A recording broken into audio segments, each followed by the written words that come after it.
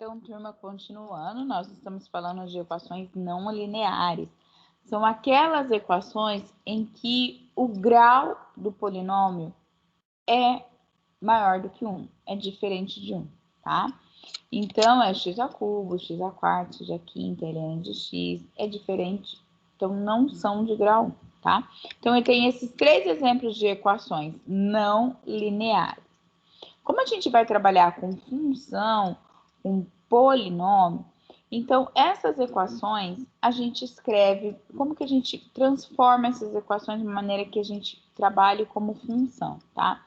Essa aqui, ó, já está bonitinha. X quadrado menos 2x mais 4 igual a zero. A nossa intenção é realmente deixar igualar a zero, certo? Então, eu passo todo aquele valor que não está no primeiro membro para ele. Aí, assim, a gente tem um segundo membro só sendo zero. Então, aqui tá bonitinho. Essa seria, a gente poderia chamar de f de x igual a x ao cubo menos 2x mais 4, ok? Agora aqui, eu jogo esse 5 para cá, porque a minha intenção é deixar igual a zero para transformar num polinômio, tá certo? E aqui também eu jogo esse 8 para cá. Então, o que, que nós temos? Olha, 3x à quinta menos 2x mais 4x quadrado menos 8 igual a zero. Então, 5x à quinta menos 3x quadrado menos 8 igual a zero. Então, eu posso chamar, tenho aqui polinômios, posso estar trabalhando com funções, tá?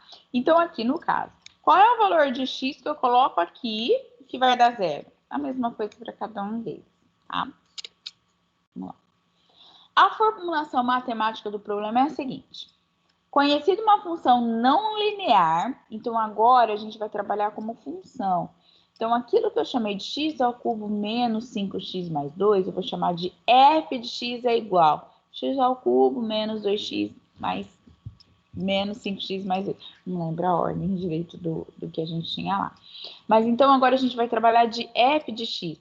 É uma função, ou seja, o valor dessa minha função depende do x. Vocês já aprenderam isso lá em cálculo 1, tá? Conhecida uma função não linear, procuramos valores de x asterisco, tais que, quando a gente fizer o f de x, é igual a zero. Então, eu estou encontrando a raiz dessa minha função, tá? Qual é o valor que eu coloco no lugar de x, que quando eu faço as contas, essa minha sentença me dá zero. Me dá uma sentença verdadeira igual a zero, tá? Então, graficamente, procuramos os pontos de intersecção do gráfico y igual a f de x com o eixo do x, como a figura abaixo. Então, assim, eu tenho a minha função f de x. Eu quero saber, né, aqui no eixo, em que pontos essa minha função, o gráfico dessa minha função, toca no eixo x. Porque aqui onde ele toca no eixo x, a imagem vale zero. Então, aqui vale zero. Aqui também vale zero. Aqui também vale zero. Diferente se eu pego esse ponto aqui, ó. É um ponto A qualquer. Olha onde vai a imagem dele. Vai dar um valor positivo, tá? Aqui, se eu pego esse ponto, vai me dar um valor negativo. Então, aonde o gráfico toca no eixo x são os valores das minhas raízes. É o valor de x que quando eu coloco na minha função, eu faço as minhas contas, tá dando zero, tá? Nesse gráfico, nós temos 3 raízes. Tudo bem?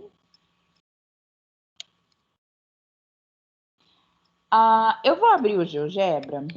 Isso vai dar um pouquinho de trabalho aqui, porque eu não abri antes. Mas eu vou abrir o GeoGebra só para a gente ver um pouco a respeito de visualizar graficamente onde se encontra a raiz da função, tá? Eu tenho um pouquinho de paciência aí. Agora que me veio na mente, por que você não usa o GeoGebra? Ele demora um pouquinho para abrir.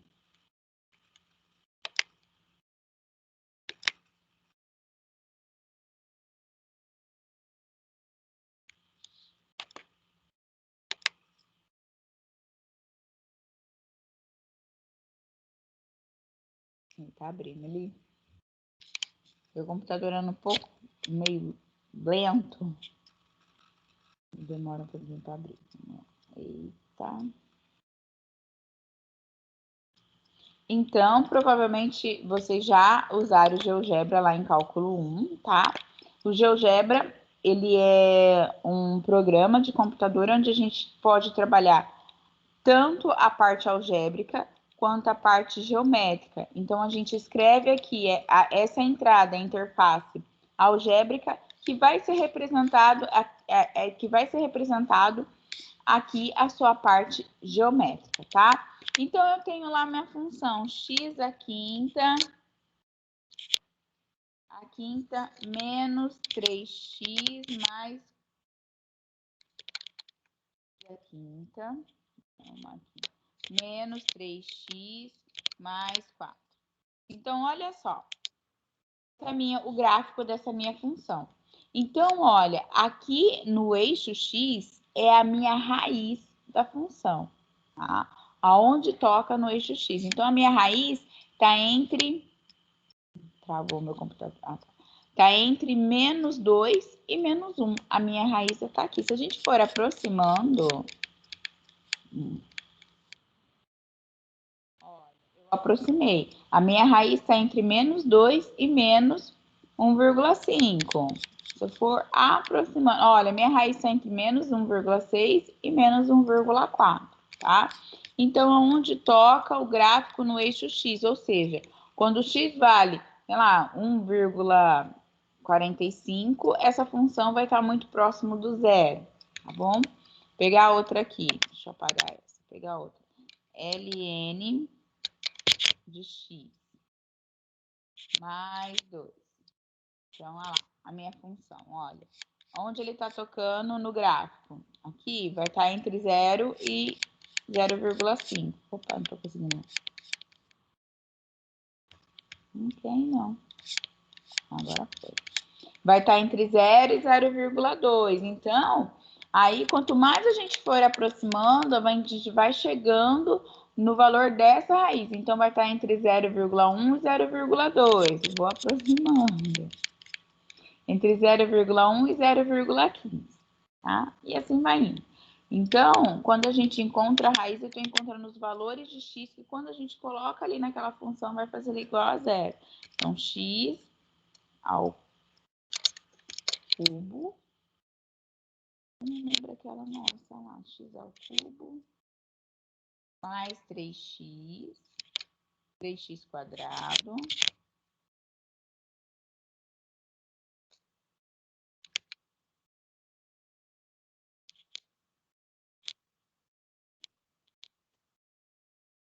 Menos 3x mais 1. Opa, vamos diminuir aqui. Olha, o gráfico dessa minha função, ele não tem raiz, porque ele não toca no eixo x, certo? Então, não tem raiz, ok? Então, vamos voltar lá para nossa apresentação. Vocês estudaram lá no cálculo 1 o teorema de Bolzano, né? O que esse teorema ele fala para nós? Seja f de x uma função contínua no intervalo AB.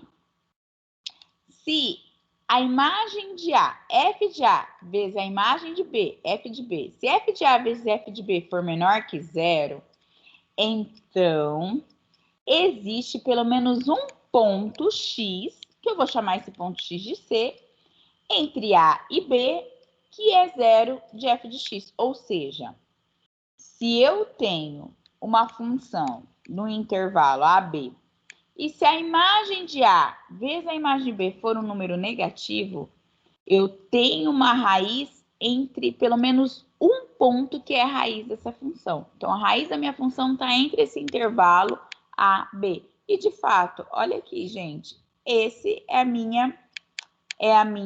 ponto é a minha raiz, ou seja, onde toca no eixo X, tá? Como que fica mais fácil da gente ver, tá? Então, ó, eu preciso saber o sinal da minha imagem. Vamos olhar aqui, ó, o f de A, meu gráfico tá para baixo, né? Ó, Então, a imagem de A vai ser um valor negativo, tá certo? Ó, tá batendo no gráfico, tá para baixo do eixo. Então, aqui o meu Y, ou f de x, é negativo. Então, a imagem de A é um número negativo. Não sei o valor absoluto dele, só sei o sinal, que ele é negativo. Agora, a imagem de B, ele é um número, olha, positivo. Então, quando eu faço a multiplicação menos com mais, me dá um número negativo. Então, quer dizer que o intervalo entre o número A e B, existe pelo menos um ponto que é raiz, tá? Então, f de A vezes f de B é menor que zero. Então, o que eu tenho que pensar? No intervalo que eu estou considerando, os sinais das imagens têm que ser opostos, porque aí quando eu multiplico, me dá um número negativo, tá certo? Então, existe um C, tal que esse C, pelo menos um ponto C, tal que esse C é raiz dessa minha função. Tudo bem? A gente vai precisar disso. De novo, eu estou considerando, pensando no teorema de Bolzano, tá? Então, eu tenho essa minha função, aí eu tenho meu A, meu ponto A, né? A imagem de A, olha, gente, é um número positivo, tá certo? Então, a imagem de A é um número positivo. Aí eu pego um B, eu estou considerando o intervalo B, aqui, o intervalo B, aqui o meu B, a imagem de B, tá vendo? Ó, tá para baixo do eixo, é um número negativo. Então, como um é positivo e outro é negativo, pelo teorema de Bolzano, existe um ponto C, pelo menos um ponto C, tal que esse ponto C é a imagem dessa minha função, tá? Tudo bem? Por que pelo menos? Se suponhamos, né, que eu pegue um intervalo maior, tá? Eu posso ter duas funções, tá? Então, por isso que é pelo menos. Aí a gente vai ver um próximo teorema para saber se vai ser único dentro daquele intervalo. Próximo teorema. Se f é diferenciável em A e B, então a gente consegue encontrar a derivada dessa função no intervalo AB. Se f de A vezes f de B é menor do que zero, ou seja, atende o teorema de Bolzano, e f' de x, a derivada dessa função, preservar o sinal dentro do intervalo AB. O que é preservar o sinal? Quando eu calcular a derivada do A e a derivada do B, se os dois forem positivos ou se os dois forem negativos. Então, isso que é preservar o sinal, tá? Então, existe um único x pertencente ao intervalo AB, tal que f de x é igual a zero. Tal que esse x é a imagem da minha... Tal que esse x é a raiz da minha função. Então, para eu saber da unicidade da minha raiz, eu vou precisar calcular a derivada dessa minha função, tá? Porque, olha, o que pode acontecer? Eu posso ter 3 raízes para uma mesma função. Porém, eu não estou considerando um intervalo, que vai me garantir que dentro daquele intervalo tenha só uma raiz, eu vou ter que calcular a derivada dessa minha função e calcular a imagem desse intervalo na minha função. Se os dois continuarem positivos ou continuarem negativos, então existe uma única imagem dentro daquele intervalo, certo? Então, a gente vai para o método da abscissão. Então, o método da abscissão, que é o primeiro que a gente vai ver, é o método iterativo. Vocês lembram o que é método iterativo? A gente vai iterar, repetir, fazer de novo, né? A mesma operação. É isso mesmo, tá?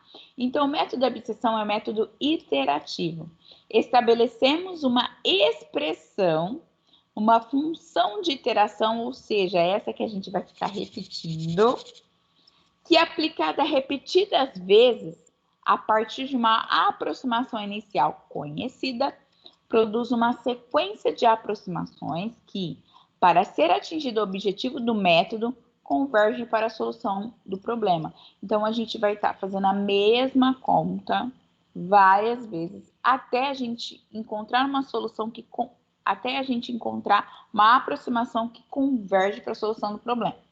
Então, assim, é muito parecido o processo, tá?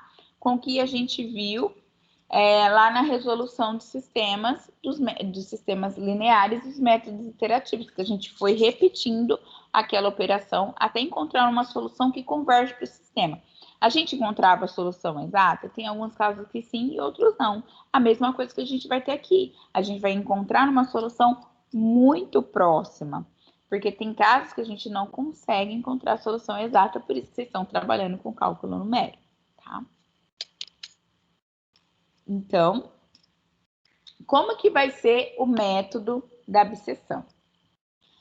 Seja f de x uma função contínua no intervalo AB e f de A vezes f de B é menor que zero. Então, a gente sabe que tem pelo menos uma raiz nesse intervalo, tá certo? O que a gente vai fazer? Dividindo o intervalo AB ao meio, obtém-se um x0, havendo, pois, dois subintervalos, AX0 e X0B a ser considerados. Professora, o que é isso? Então, vamos lá. Vamos com um gráfico que é mais fácil de entender. Então, eu tenho aqui, ó, o meu intervalo AB. O que a gente sabe? Que existe uma raiz nesse intervalo, porque f de A é negativo e f de B é positivo, tá? Então, a gente sabe que existe uma raiz. Então, o que a gente vai fazer para encontrar essa raiz? Eu vou dividir esse intervalo ao meio. Então, aí, como que eu vou dividir esse intervalo ao meio? Como que eu vou saber quem que eu coloco aqui? Eu faço a média aritmética de A e B. Faço A mais B dividido por 2. Aí eu encontro o x0, tá? Então, tá vendo que eu tenho dois intervalos? Eu tenho intervalo de A até x0, intervalo de x0 até B. Então, aquela minha única raiz vai estar entre um desses dois intervalos. Qual intervalo que eu vou considerar? Eu pego de novo o teorema de Bolzano, tá? Se f de x0 for igual a zero, pronto, encontrei a raiz, tá? Então, esse c é igual a x0, tá? Então, eu encontrei a minha raiz. Caso contrário, se o x0 não for a raiz, estará no subintervalo onde a função tem sinais opostos nos pontos extremos. Então, aí, ó, não é raiz. Então, agora eu vou ver em que intervalo está. Está no intervalo de A até x0 ou no intervalo de x0 até B? Quem é que vai me determinar? O sinal da minha imagem. Eu calculo f de A deu negativo, f de x0 deu positivo. Opa! Então, tá aqui. O intervalo está entre A e x0, tá bom? Aí o outro, se eu olhar outro intervalo, f de x0 é positivo e f de B é positivo, então a minha raiz não está nesse intervalo. Então, eu esqueço ele, eu vou começar a trabalhar com esse intervalo aqui, de A até x0, tudo bem? Então, aí eu vou considerar o novo intervalo. Então, esse daqui vai ser o meu B1 e esse daqui vai ser o meu A1, tá? O novo intervalo A1, B1 contém C é dividido ao meio. Então, o que eu vou fazer? Vou fazer de novo, gente. Eu vou dividir esse intervalo ao meio. Aí, eu vou encontrar o ponto X1. Certo? Aí, encontrei o ponto X1. Aí, a minha raiz, ou ela vai estar entre A1 e X1, ou entre X1 e B1. Quem é que vai determinar em qual intervalo que está? De novo, eu vou fazer F, a imagem de A1, negativo, a imagem de x1 positivo. Então, vai estar entre esse intervalo. Não está entre x1 e b1, porque a imagem de x1 é positiva e a imagem de b1 é negativa. Então, eu vou considerar esse intervalo aqui. Eu acho a imagem de f de x1. Deu zero? Encontrei a raiz. Não deu zero? Eu vou fazer de novo esse processo.